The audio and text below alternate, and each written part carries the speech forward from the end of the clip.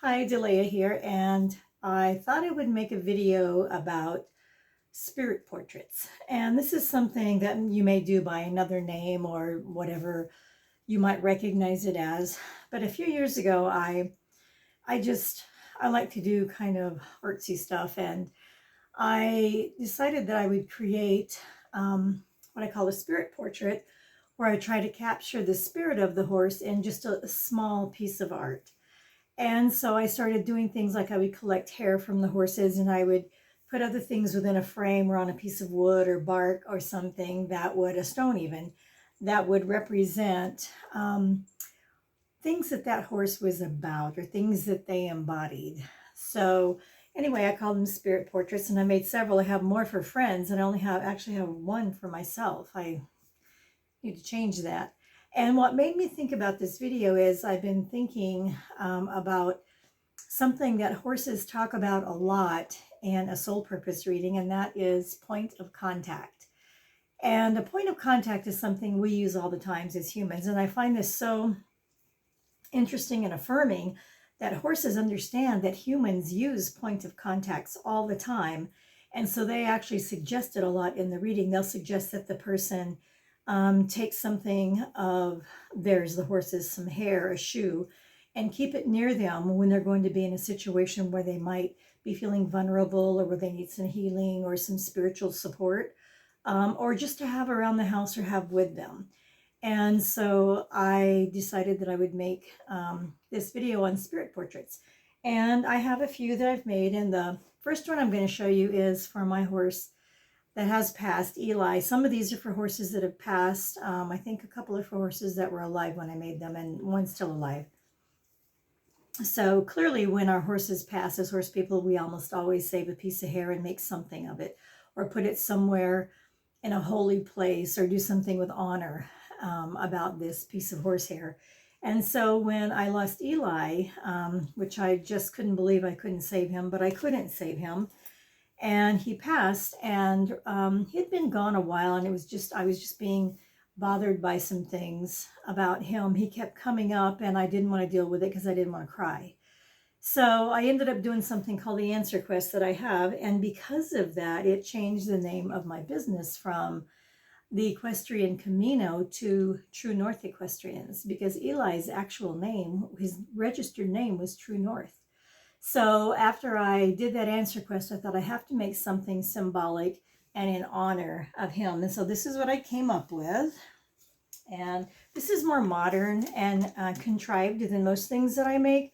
Most things are a little more earthy. But anyway, I'm going to show you this, and hopefully you can see it. There's some hair in one corner, and in the center, there's a picture of he and I on the top there, and on the other side, there's a compass. And I had his name, Eli, and then I had True North engraved on that compass. In the center, there's a mirror. And that's so that when I look at this, I ask myself if I am on course, if I am following my true north, if I am being what my true north directs me to be. And there's a couple more pictures of Eli on either side, and down here one of him in Mystic. And then there's on the bottom, there's a quote. And I have to put on glasses to read that quote.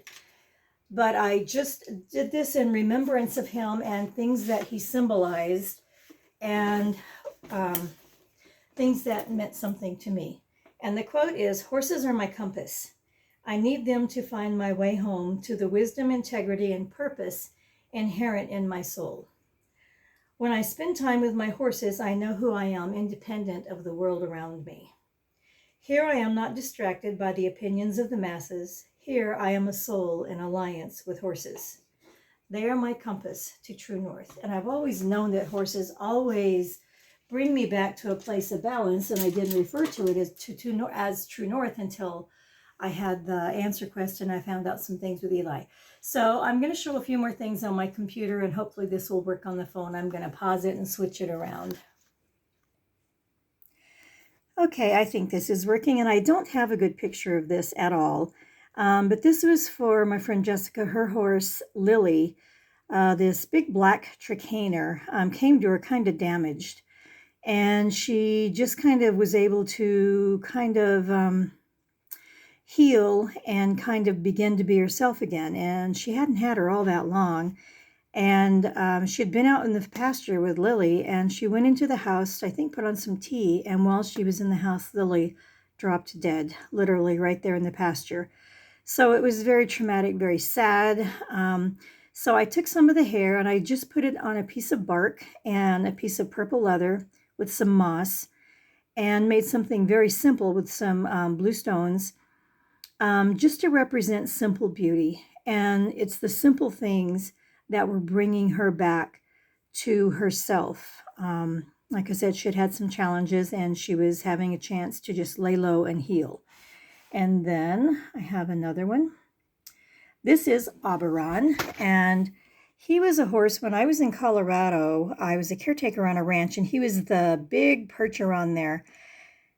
And he was just magnificent. He was also a therapy horse, and he's just lovely. And his name is Oberon, and Oberon means King of the Fairies. So I made like a little bit of a crown type thing to put above his hair, and I put a big feather in his hair on his mane and his tail that I had collected. He was alive at this time. Sadly, about a year later, he did colic, and he passed on through the veil. But at this time, he was alive, and I was so glad that I made it so that JC would have this. And I remember him one time, I was sitting out watching a lunar eclipse, and it was cold, and I was sitting out in a little beach chair close on the ground, and all of a sudden, the earth was just shaking, and I'm looking around to see what that was, and Oberon comes trotting at me through the dark in the night, this big gray Percheron. And I couldn't get out of that little low chair fast enough. And he stopped about 3 feet in front of me and just looked at me. And it was so impressive, so magnificent. I will never forget that. Nobody still to this day knows how the big horse got out of the pasture and all the small horses stayed in. So truly there were fairies at play there. And this is about Ellie. And Ellie's kind of a sore topic with me because she's the one who kicked Mystic in the hocks, and Mystic has never completely recovered. Ellie was Ellie, and she could be not nice, and she had kicked another horse also and caused grave danger. But she had, at this point that I met her, she had had horrible foot issues. She was in a lot of pain. It was tragic to watch her. And I don't know if you can tell the colors in her mane and tail. She was a dun, and her colors in her mane and tail were just glorious. So I kept some of that. I knew they were going to have her have the vet out and help her cross over. And I let me see if I can get this better. The younger girl who was one of the owners. This is a picture of a shadow box, so there's a glare on it. Everything for Ellie was purple. Emma was 12 or 13, so everything was purple. And I made a plaque, and I'll read that to you. I don't know that you can actually see it here. I had it made. And what it says is, Ellie, she is herself completely. For this, she makes no apology. And that was Ellie. She didn't care if you liked her or she did not. If she behaved badly, it's who she was, and she was not going to defend or explain it. And then I had a poem from J. Ironwood. He's one of my favorite poets, and it says, she didn't want to be loved for her petals. She wanted to be loved for her flaws. She knew of... I'm sorry, wait, I got to read that again. She didn't want to be loved for her petals. She wanted to be loved for her thorns. She knew if someone loved her flaws, they would love her whole. J. Ironwood. And that pretty much sums up how she was with her people. She loved her people and they loved her. Other people and their horses, not so much. And then I have this. It was my friend Jane had a horse named Ruby, a little unicorn Arabian for a while. And I had made this. She sent me some of her hair, and it's just, there again, very simple, much like Obby's, and very organic. And her name is Ruby, so there's a ruby heart, and there was a little tiara on the top there. I don't know if you can see it, if it'll focus in. And then there was a quote from Shakespeare. And though she be but little, she is fierce. And so I sent that. I made this and I sent it to Jane, and it was so adorable. She was so excited when she got it. She called me right away and said, I have that plaque in Ruby's stall. So clearly that's what Ruby exhibited. Her spirit was very much a little bit fierce. So let me stop this now. Okay, and turn it back around. Those are some examples of some spirit portraits that I have done. And I've done a few more, but I don't seem to have them nearby. And I've given some away. But there are things that you can do on your horse when they're still alive. If you want to capture the essence of who they are and keep it near you in your office, in your workspace, in your bedroom, in your living room, wherever it is that you spend time, just to use as a point of contact to connect with the spirit of who that horse is and what they're about and their role that they play in your life. So I thought it'd be fun to share that tonight on a video if you'd like to make one of your own. It's kind of a nice thing to do too if you're in a group with people. It's something you can do, like I said, as a holy ritual in honor of your horses that are here or that have passed. But also it's kind of nice to do with friends sometimes because you tell stories. When you're doing that, you can tell stories about your horse and you kind of weave that energy and that memory and that recognition into the spirit portrait as you make it. So thanks for joining me. I hope you found some inspiration for your own spirit portrait. I'm Delea with True North Equestrians.